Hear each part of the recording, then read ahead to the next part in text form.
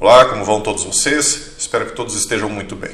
No vídeo de hoje nós vamos analisar um artigo do site Financial Times, que é um site com a visão essencialmente liberal e que é um excelente artigo no sentido de que ele demonstra a visão de que a partir das atitudes tomadas por Putin em relação à Ucrânia, o mundo mudou e que será muito diferente daqui por diante do que já foi até então.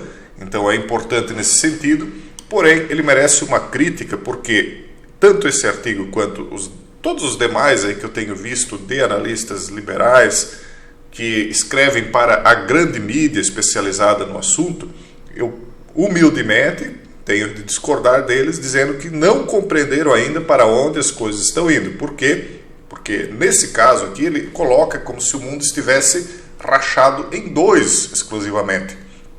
E eles não compreenderam ainda que nós estamos rumando para uma espécie de reedição esfarrapada de uma sinarquia, ou seja, de uma divisão do mundo, na minha opinião, em blocos muito mais fracionados do que exclusivamente dois. Na minha opinião, serão 10 os blocos, e que esses blocos serão dirigidos por espécies, algo simbólico, como se fossem reis filósofos, reis filósofos da vertente yuga, digamos assim, da vertente do ferro e do barro, e que estes, por sua vez, acabarão dirigidos dentro dessa sinarquia dos reis filósofos por uma espécie de antipontífex. Não estou falando do Papa, evidentemente que não, estou falando de um antipontífex, porque, na minha visão, isso será uma inversão daquilo que teria de ter sido instalado na Terra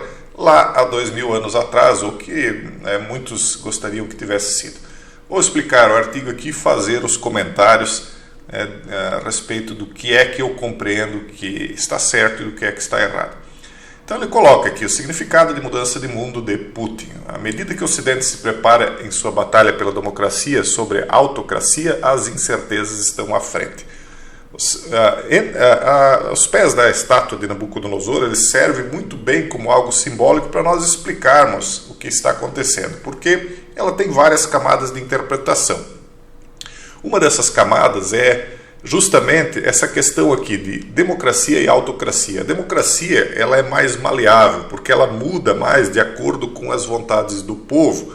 E a autocracia, como eles dizem aqui, ela é mais centrada na ideia de sinarquia, exatamente, daquela ideia de que os sábios tomam o poder e os sábios é que dirigem a ordem das coisas. Seria um retorno à chamada, o que eles chamam de Era de Ouro. Bom, então essa mistura de ferro e barro é uma mistura que vai permear o mundo inteiro, embora eles acreditem que serão separados dois blocos, onde um será o democrático e o outro o autárquico. Não é assim que eu vejo, primeiro ponto. Eu vejo tudo como uma mescla, uma tentativa de se misturar, só que ferro com barro não tem liga, mas haverá essa tentativa. Muito interessante o artigo, vamos lá. Os marcos nem sempre são o momento-chave da mudança, mas o ponto em que a história diz que não pode mais ser ignorado. 24 de fevereiro foi a data em que a Rússia invadiu a Ucrânia. Então, quando diz Rússia invadiu a Ucrânia, vocês já sabem que é um artigo de visão mais liberal. Também marcará o ponto em que o mundo inegavelmente se dividiu em blocos. Perfeito, está correto. O mundo começa a se dividir em blocos a partir dali. Qualquer que seja o resultado da agenda de Vladimir Putin, a geopolítica agora está dividida entre Ocidente e uma Eurásia sino-russa. Equivocado. A única coisa que eu posso dizer que não está equivocado nessa frase é que ele está dizendo que agora está dividido entre Ocidente e uma Eurásia sino-russa. Porque a partir do momento que essa fração, essa divisão demonstrar uma fragilidade de um sistema de comando mundial, outras divisões ocorrerão. É como os cismas de igreja. Primeiro ocorre um grande cisma entre o Ocidente e o Oriente, na Igreja Católica, e depois pequenos cismas, ou grandes cismas, para quem achar assim, em ambos os lados, tanto na Igreja Católica Ortodoxa quanto na Igreja Católica Romana.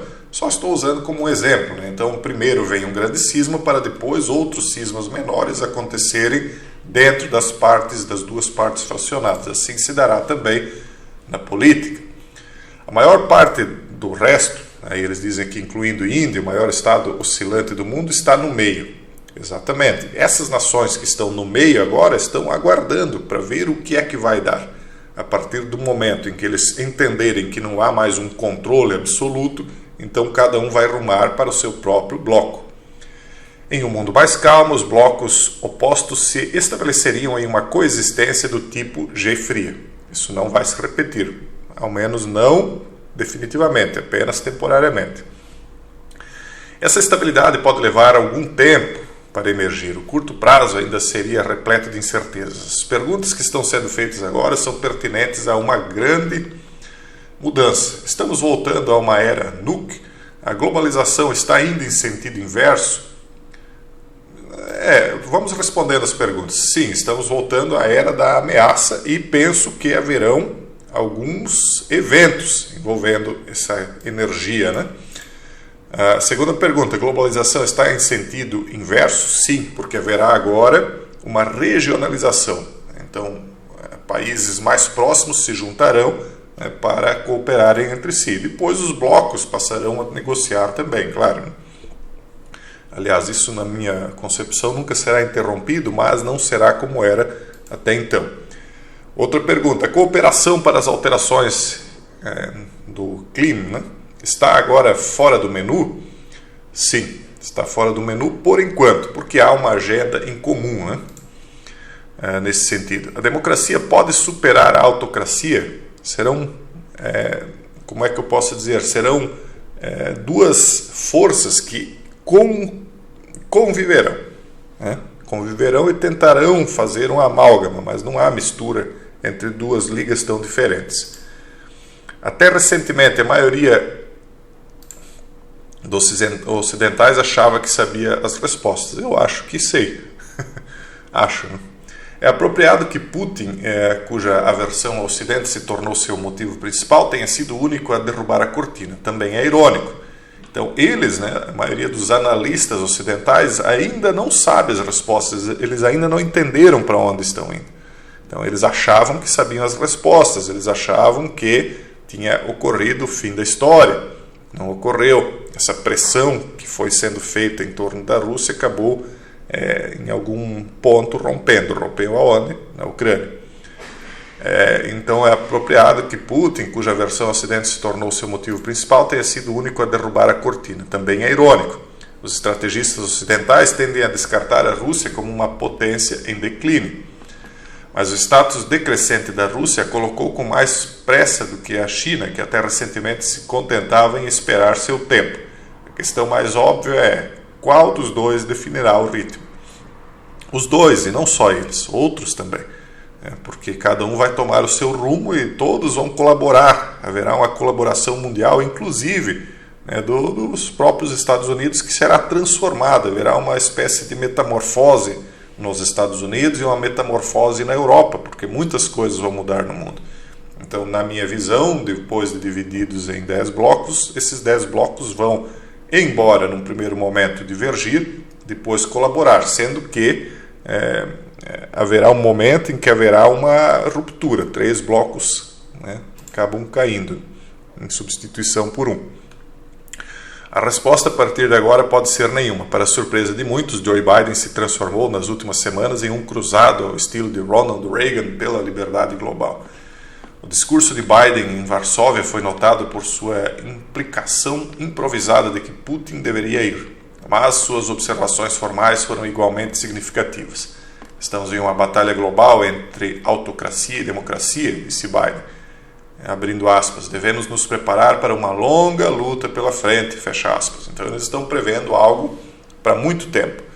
Não sei se isso será por tanto tempo assim, porque hoje a tecnologia, inclusive no campo nuke, é muito grande. Então, se as coisas forem levadas às últimas consequências, eu penso que esse xadrez mais cerebral, ele não se dará tanto dessa vez. Dessa vez eu acho que nós veremos uma espécie de atuação dos reis, digamos assim, daqueles reis guerreiros, daqueles braços espirituais, os defensores